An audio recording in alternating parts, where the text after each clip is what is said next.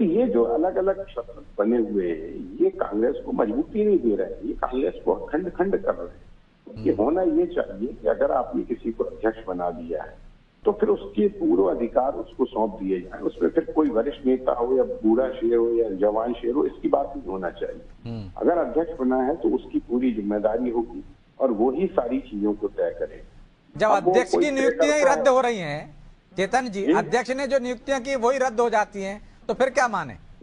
वही मैं बोल रहा हूँ कि आपने अध्यक्ष तो बना दिया है, लेकिन वो कागजी शेर है।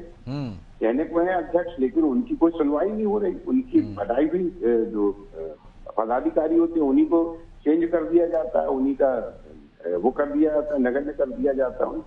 तो ऐसी स्थिति में फिर वो व्यक्ति भी अपने आप को किनारे खींच लेता है कि भाई यार, जो हमारी कोई सुनवाई नहीं है, हम सिर्फ नाम के अध्यक्ष है, तो फिर वो भी अपने आप को पीछे खींच लेता है। ऐसा नहीं है कि जीतू पटवारी काम नहीं कर रहे, तमाम तरह के भारतीय जनता पार्टी की सरकार के खिलाफ आंदोलन करते हैं, लगातार सक्रिय है। लेकिन सवाल इसी बात का है कि जब आप किसी को अधिकार देते हो और उसको फिर उसके अधिकारों को काटने लगते हो, तो फिर वो व्यक्ति निराश हो जाता है। वैसे भी देखिए कि पिछले 20 बरस से 22 बरस से अगर कांग्रेस सत्ता में नहीं है, अगर 15-17 महीनों को छोड़ दे, तो वैसे ही कार्यकर्ताओं में निराशा का भाव आ जाता है। हर व्यक्ति चाहता है सत्ता के साथ जुड़ना, और यही कारण है कि तमाम जो कांग्रेस के नेता है वो बीजेपी में शामिल हो गए, मंत्री बन गए हैं। तो ये स्थितियां जब हैं तो मुझे लगता नहीं कि कांग्रेस को कोई बहुत बड़ा फायदा होगा। कांग्रेस के हाईकमान को चाहिए कि बहुत ही ताकत के साथ वो अपने जो भी पदाधिकारी है, जो प्रदेश अध्यक्ष बनाए गए, उनको पूरी ताकत दे। वो कहे कि आप अपने हिसाब से करिए, हमारी तरफ से न कोई हस्तक्षेप होगा और न कोई वरिष्ठ नेता इसमें हस्तक्षेप करेगा। कमलनाथ हो, दिग्विजय सिंह हो या और दीगर वरिष्ठ नेता हो, उनको भी ये कह दिया जाए कि आपको पूरी तरह से जीतू पटवारी के अंडर में काम करना पड़ेगा।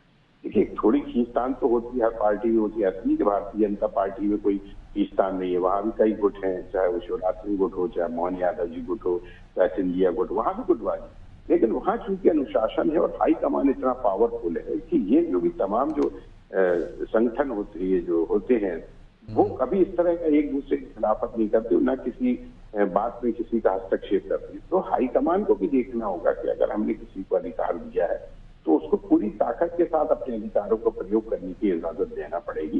अन्यथा फिर ऐसे ही चलता रहेगा कि आप नियुक्ति करोगे, ऊपर से फिर कैंसिल हो जाएंगी, फिर नियुक्ति करोगे।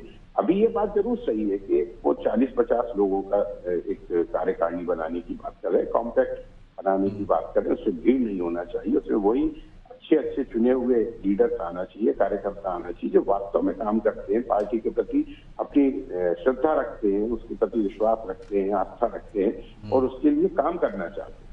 अगर आप इस तरह से सैकड़ों लोगों को पदाधिकारी बना दोगे तो फिर यही हाल होगा कि फिर आपने यहाँ बनाई। लेकिन अब तो एक और नई समस्या खड़ी हो जाएगी ना चेतन जी, कि आपने 258 बना दिए, इधर 100-100 बना दिया आपने चारों जिलों में, अब आपने भंग कर दी, अब 51 का चयन करना है उन्हीं में से, तो किसको हटाओगे? वो नए नाराज हो जाएंगे।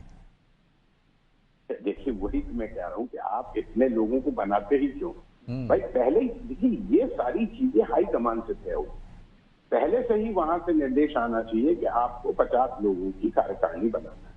जब वहां से निर्देश आते कि आपको 50 लोगों की कार्यकारिणी बनाना, तो आप 250 लोगों की कार्यकारिणी बनाते ही क्यों? नहीं तो पहले से ही तय था ना, संविधान के तहत बनाना है, पार्टी का जो संविधान है। ये जीतू पटवारी ने बार बार दोहराया, और प्रदेश कार्यकारिणी बनी संविधान के तहत बनी। नहीं तो हमने देखा था कमलनाथ जी के दौर में जिसको चाहे जो पदाधिकारी बना दिया गया था चुनाव से पहले, लेकिन उन्होंने कहा था अब इतनी बड़ी टीम नहीं बनेगी। जो संविधान कहता है कितने उपाध्यक्ष के होना चाहिए, कितने महामंत्री के होना चाहिए, कितने सचिव के होना चाहिए, कितने सदस्य होना चाहिए, उसी हिसाब से बनेगी। तो पार्टी को दिशा निर्देश देने की जरूरत ही नहीं थी, लेकिन चूंकि आपने अतिशयोक्ति कर दी इसलिए दिशा निर्देश देना पड़े। नहीं तो भाई, जब संविधान के हिसाब से चलना था तो ये तो सबको मालूम, वरिष्ठ नेताओं को ही मालूम कि हमको संविधान के हिसाब से चलना है।